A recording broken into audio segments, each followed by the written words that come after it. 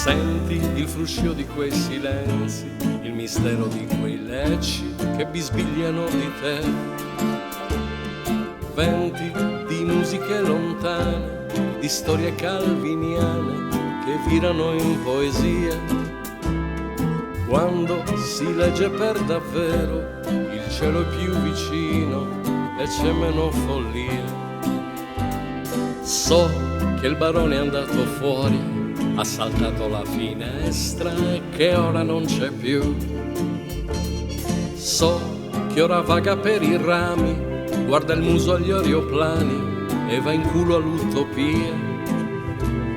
Mentre la fanciulla incuriosita siede sul cavallo nano per seguirlo nella via. Scendi dal faggio e dalle righe, s'è fatto tardi per rincasare l'illuminista o un intellettuale, ti offrirebbero un'occasione. Scendi dall'albero per favore, c'è ancora tanto da conquistare, i rami in fondo han poco da dire e poi del resto che c'è da guardare.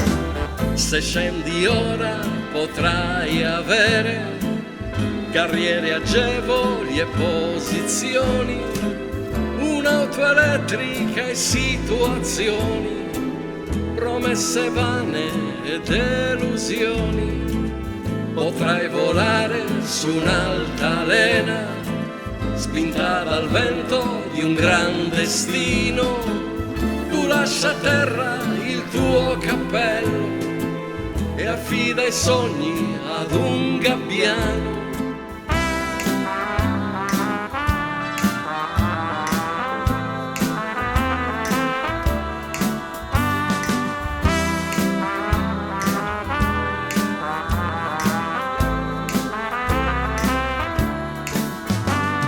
Certo, avere un cane per amico, un allievo di bandito, bramoso di Voltaire, pirati e nobili spagnoli, tra i rami dei quercioli, che astratta allegoria. Quando si legge per davvero, il cielo è più vicino e non c'è mai follia. Forse la libertà è amore, non è rivoluzione, la giusta identità. Chi si inventa un mondo intorno non è un vagabondo, ma un sogno senza età. Chi si inventa un mondo intorno ha voglia di scoprire la meglio civiltà. Scendi dal faggio e dalle righe, s'è fatto tardi per rincasare l'illuminista o un intellettuale, ti offrirebbero un'occasione.